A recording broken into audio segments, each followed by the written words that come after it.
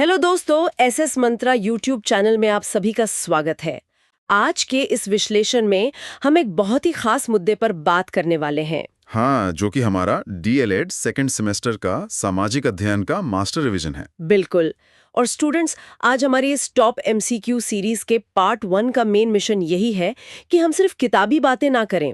हमें पूरे सिलेबस के 3 बड़े हिस्सों यानी इतिहास, भूगोल और नागरिक शास्त्र के डीप डाइव में जाना है। सही कहा।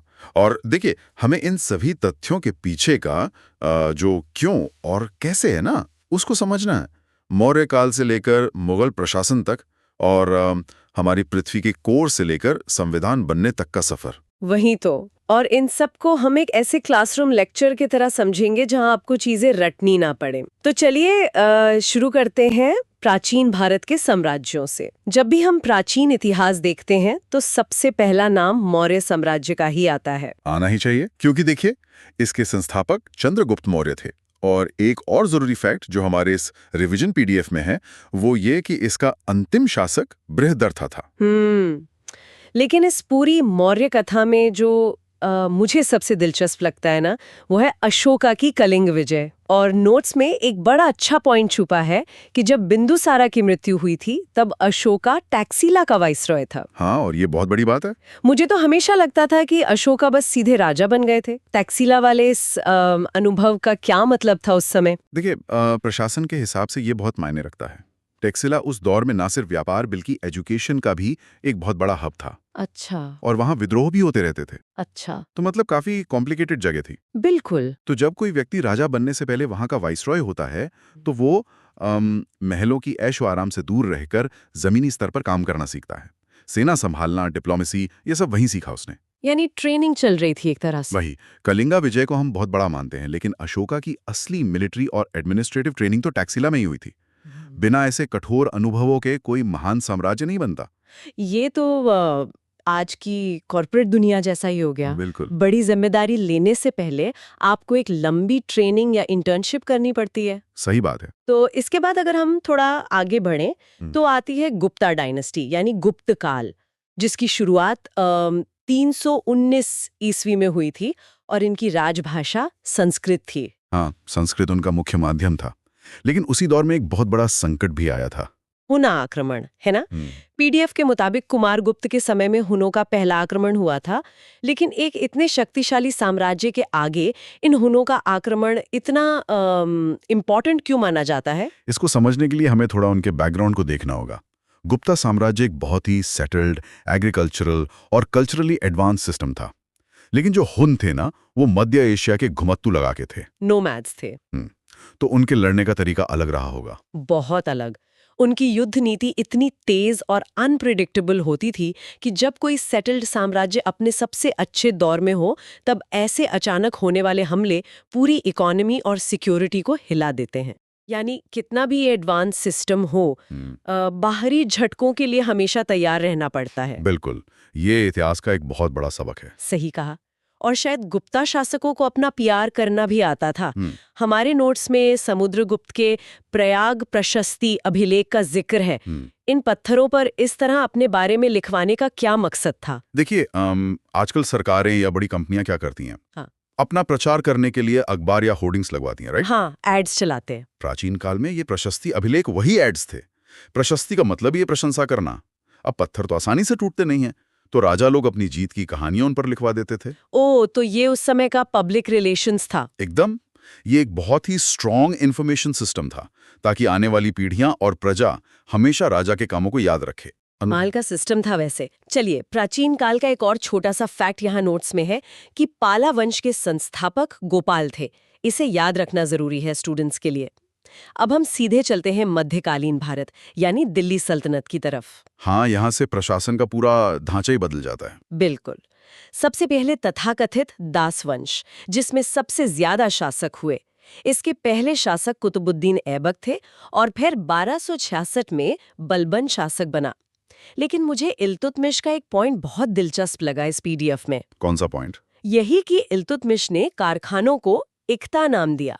अब वैसे तो एकता जमीन का टुकड़ा होता था, लेकिन यहाँ हमारे नोट्स के अनुसार कारखानों को एकता कहा गया है। तो इसकी जरूरत क्यों पड़ी? देखिए, जैसा कि इस डॉक्यूमेंट में स्पेसिफाई किया गया है, एकता व्यवस्था उस दौर में शासन के डिसेंट्रलाइजेशन यानी सत्ता को बांटने का एक तरीका थी। हाँ, अब उस समय ना टेलीफोन थे ना पक्की सड़कें। हाँ, तो दिल्ली में बैठा राजा दूर दराज के कारखानों या इलाकों से डायरेक्ट टैक्स कैसे लेगा?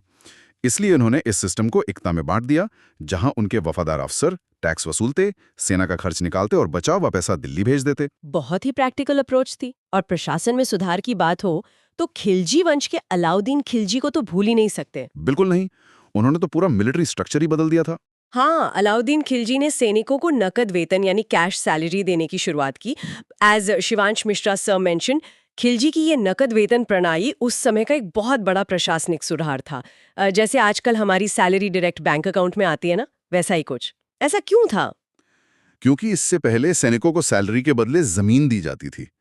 अब होता क्या था कि जब उनके पास जमीन आ जाती थी तो वो धीरे धीरे उस जमीन के मालिक बन जाते थे। अच्छा, जमींदार बन जाते थे। वही तो, उन्हें अपनी खेती और जमीन की चिंता ज्यादा होती थी और राजा की कम। अलाउद्दीन ने इस रिस्क को पहचान लिया। उसने कहा, मैं जमीन नहीं दूंगा, सीधा ट्रेजरी से नकद पैसा दूंगा। जिससे लॉयल्टी सीधे सेंटर की तरफ रहे। एकदम सही। जब उनका गुजारा सीधे सेंटर सरकार की सैलरी पर होगा तो वो बगावत नहीं करेंगे। ये एक मास्टर स्ट्रोक था डिसिप्लिन लाने के लिए। अरे वाह! उसके बाद तो हम देखते हैं कि तुगलक और लोधी वंश भी आए। हाँ, जिनके संस्थापक गियासुद्दीन तुगलक और बहलोल लोदी थे। सही। लेकिन एक बात सोचिए, जब ये बड़े-बड़े साम्राज्य बन रहे थे, तो बाहर की दुनिया इन्हें कैसे देख रही थी? पीडीएफ में विदेशी यात्रियों के बारे में बहुत डेटा है। हाँ, ट्रैवलॉग से हमें बहुत अच्छी जानकारी मिलती है। जैसे मेगास्थनीज, जो प्रथम विदेशी यात्री थे। लेकिन मैं सोच रही थी, क्या हमें अपना इतिहास समझने के लिए इन बाहर से आए यात्रियों की किताबों पर इतना निर्भर रहना चाहिए? देखिए, ये निर्भरता की बात नहीं है, बात है एक अलग पर्सपेक्टिव की। साइकोलॉजी में एक टर्म होती है हैबिचुएशन। मतलब जब हम किसी चीज को रोज देखते हैं तो उस पर ध्यान देना बंद कर देते हैं। वो हमारे लिए नॉर्मल हो जाता है। लॉजिकल है। और भी यात्रियों का जिक्र है यहाँ, जैसे महमूद गजनवी के दरबार में अल बरूनी थे और पीडीएफ के मुताबिक उन्होंने शाहनामा की रचना की थी। हाँ बिल्कुल, और ह्यूएन सांग भी भारत आए थे। हाँ, और उनका आने का मेन ऑब्जेक्टिव था बौद्ध धर्म ग्रंथों की प्रतियां यानी कॉपीज प्राप्त करना।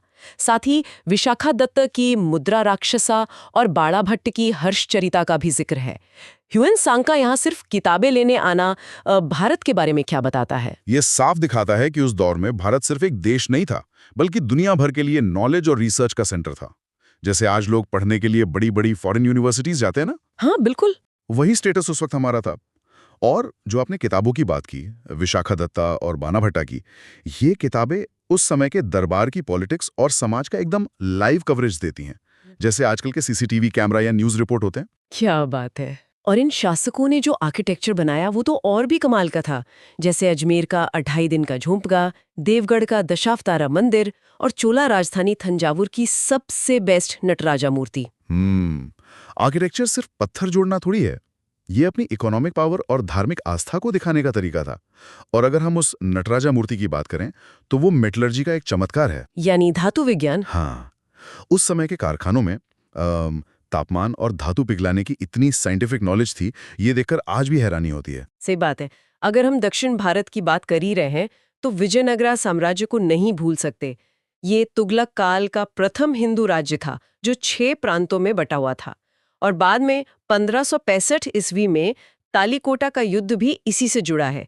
ये 6 प्रांतों वाला सिस्टम क्या दर्शाता है? ये उनकी ब्रिलियंट एडमिनिस्ट्रेटिव प्लानिंग थी। जैसे आज हमारा देश स्टेट्स और डिस्ट्रिक्ट्स में बनता है ताकि डेवलपमेंट हर जगह पहुंचे, विजयनगर ने भी वही मॉडल अपनाया था। लेकिन तालीकोटा के युद्ध ने वहां सब कुछ बदल कर रख दिया। और वास्तुकला का एक और बड़ा एग्जाम्पल मुगल काल से है, ताजमहल, जो दुनिया की 7 आश्चर्यजनक इमारतों में शामिल है। अब चलिए इतिहास से निकलकर उस जमीन को थोड़ा समझते हैं जिस पर ये सब बना, यानी भूगोल। हाँ, ज्योग्राफी। हाँ, हमारे नोट्स के अनुसार पृथ्वी का आकार गोल है और इसके एकदम बीचों बीच के हिस्से को कोर यानी क्रोड़ कहते हैं। कर बाहर भी आती है। पीडीएफ में क्लियर लिखा है कि ज्वालामुखी उद्गार से जो लिक्विड निकलता है उसे लावा कहते हैं। बिल्कुल। और पृथ्वी के बाहर भी बहुत कुछ है। हाँ, जैसे क्षुद्र ग्रह यानी एस्ट्रॉइड्स, जो मंगल और बृहस्पति ग्रहों की कक्षाओं के बीच पाए जाते हैं। लेकिन अगर हम एटमॉस्फेयर पर आएं तो नोट्स कहते हैं कि वायुमंडल में 21% ऑक्सीजन है और सबसे ज्यादा नाइट्रोजन गैस है। ऑक्सीजन तो ठीक है सांस लेने के लिए, पर इतनी सारी नाइट्रोजन क्यों? ये प्रकृति का मास्टर स्ट्रोक है। देखिए, ऑक्सीजन बहुत ही फ्लेमेबल होती है, जल्दी आग पकड़ती है। अगर हवा में सिर्फ ऑक्सीजन होती तो एक छोटी सी चिंगारी से पूरी दुनिया में आग लग सकती थी। ओ बाप रे, तो नाइट्रोजन उसे रोकता है? हाँ, नाइट्रोजन एक बफर का काम करती है।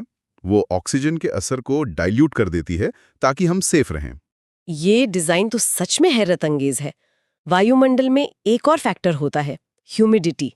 पीडीएफ में लिखा है कि सापेक्ष आर्द्रता यानी रिलेटिव ह्यूमिडिटी मापने का यंत्र हाइग्रोमीटर है। हाँ, हम बोलते हैं ना कि आज उमस बहुत है। वो हवा में छुपी हुई नमी होती है। हाइग्रोमीटर उसी इनविजिबल मॉइस्चर को मापता है। ये वेदर फोरकास्ट और फार्मिंग में बहुत काम आता है।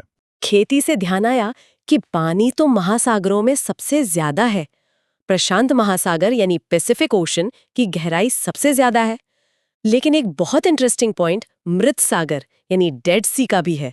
यहाँ सर्वाधिक लवणता मतलब सबसे ज्यादा नमक पाया जाता है। अरे, मृत सागर का कॉन्सेप्ट तो बहुत ही मजेदार है। उस पानी में नमक इतना घुला है कि उसकी डेंसिटी हमारे शरीर से भी ज्यादा हो जाती है। मतलब कोई डूबेगा नहीं? एकदम नहीं। अगर आपको स्विमिंग नहीं भी आती तो भी आप वहां जाकर पानी के ऊपर आराम से तैरते रहेंगे। ये फिजिक्स का कमाल है। वाह, ये तो नॉन स्विमर्स के लिए बेस्ट जगह है। चलिए अब थोड़ा स्पेस और एस्ट्रोनॉमी देखते हैं। मकर संक्रांति तब होती है जब सूर्य मकर रेखा पर सीधा चमकता है।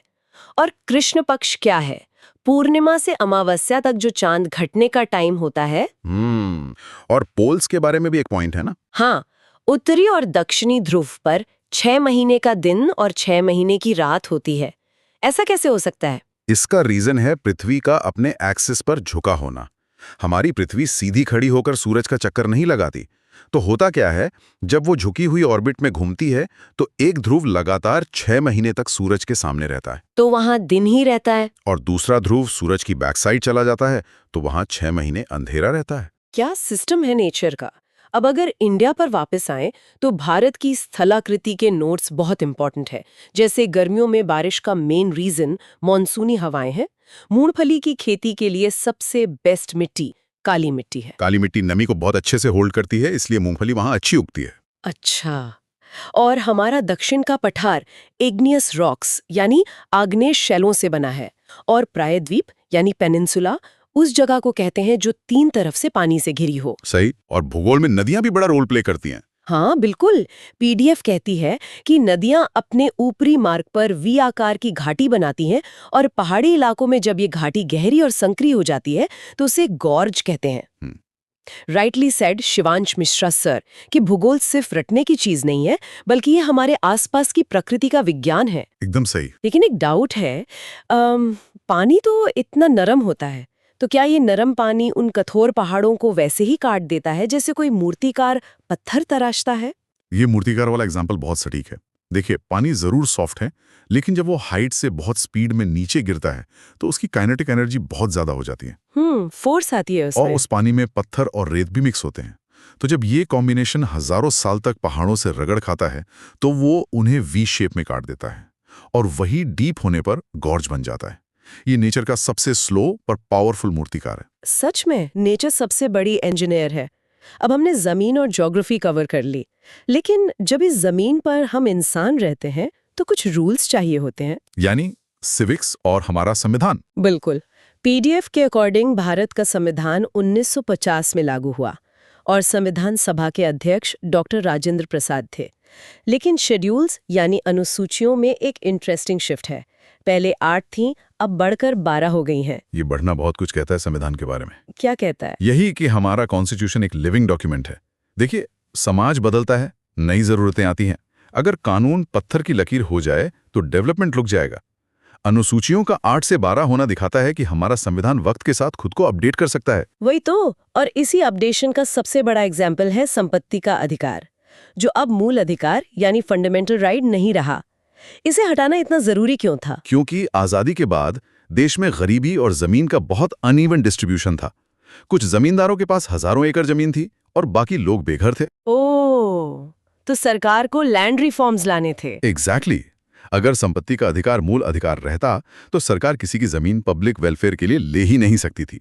लोग सीधे सुप्रीम कोर्ट चले जाते।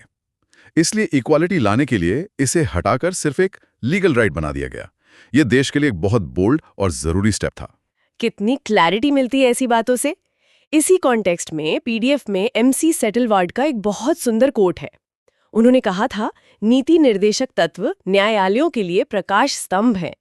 एक लीगल बुक में इस प्रकाश स्तंभ यानी लाइट हाउस का क्या लॉजिक है? देखिए, इमेजिन कीजिए कि एक जहाज रात के अंधेरे में समुद्र में किसी तूफान में फंसा है। उसे रास्ता नहीं दिख रहा। तभी दूर से एक लाइट हाउस की रोशनी उसे दिशा दिखाती है। ठीक वैसे ही जब सरकार कोई कानून बनाती है या सुप्रीम कोर्ट किसी कॉम्प्लिकेटेड केस में फंस जाता है, तब ये नीति निर्देशक तत्व उस लाइट हाउस का काम करते हैं। यानी उन्हें गाइड करते हैं। हाँ, ये बताते हैं कि देश का अल्टीमेट गोल क्या है। ये एनफोर्स नहीं किया जा सकते, पर ये सही दिशा जरूर दिखाते हैं। ये लाइट हाउस वाला एग्जाम्पल तो दिमाग में सेट हो गया।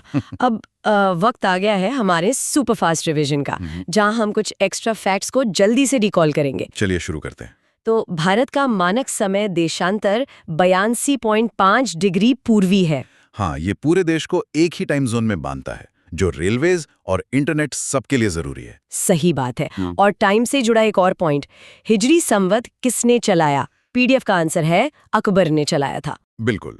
नए कैलेंडर्स हमेशा प्रशासन और रेवेन्यू कैलकुलेशन के लिए आते थे। अब थोड़ा पीछे चले। 305 ईसा पूर्व में सेल्यूकस और चंद्रगुप्त मौर्य का युद्ध हुआ था। ये वो दौर था जब इंडियन पॉलिटिक्स डायरेक्टली ग्रीक दुनिया से टकरा रही थी। और इंटरनेशनल कनेक्शन से एक और लिटरेचर का फैक्ट है। शेक्सपियर किस देश का नागरिक था? जवाब है इंग्लैंड। लिटरेचर और आर्ट किसी एक बॉर्डर में नहीं बनते। एकदम। और आखिर में इंफ्रास्ट्रक्चर, भूजल यानी ग्राउंड वाटर के स्रोत क्या है? वर्षा का जल, नदी और तालाब। और दामोदर घाटी योजना कहाँ है? बिहार तथा पश्चिम बंगाल में। ऐसी योजनाएं ही देश की खेती और इंडस्ट्रीज की बैकबोन हैं। इनके बिना फ्लड्स कंट्रोल करना नामुमकिन होता। तो आज हमने मौर्य काल से मुगल प्रशासन, ज्वालामुखी के लावा से प्रशांत महासागर और संविधान के मूल अधिकारों से नीति निर्देशक तत्वों तक एक बहुत ही इन डेप्थ और लंबी चर्चा की है। और मैं कहूंगा कि इस पूरी क्लास को समराइज करने के लिए नोट्स के एंड में दिया गया वो कोट एकदम परफेक्ट है। बहुत विकल्प मिलेंगे रास्ता भटकने के लिए, संकल्प ही एक काफी है मंजिल तक जाने के लिए। बहुत ही डीप मैसेज है ये। जब हमारे स्टूडेंट्स पढ़ाई कर रहे होते हैं तो इंस्टाग्राम रील्स, थकान या दोस्तों के साथ घूमना, ये सब भटकाने वाले ऑप्शंस हैं। लेकिन अगर संकल्प है तो मंजिल पक्की है। जैसा कि शिवांश मिश्रा सर हमेशा कहते हैं, लक्ष्य पर ध्यान केंद्रित करना ही सफलता की कुंजी है। और हमारा लक्ष्य 5000 प्लस का परिवार बनाना है। बिल्कुल। और जब हम चीजों का बैकग्राउंड समझकर पढ़ते हैं, जैसे आज हमने किया, तो संकल्प और भी मजबूत होता है और एग्जाम में आंसर खुद याद आते हैं। सच में आज का इस सेशन बहुत ही इंगेजिंग और इन्फॉर्मेटिव रहा। मुझे लगता है सबके डाउट्स क्लियर हो गए होंगे। दोस्तों, अगर आपको ये क्लास पसंद आई हो तो वीडियो को लाइक करें और एसएस मंत्रा चैनल को सब्सक्राइब करें और बेल आइकन दबाना ना भूलें। धन्यवाद।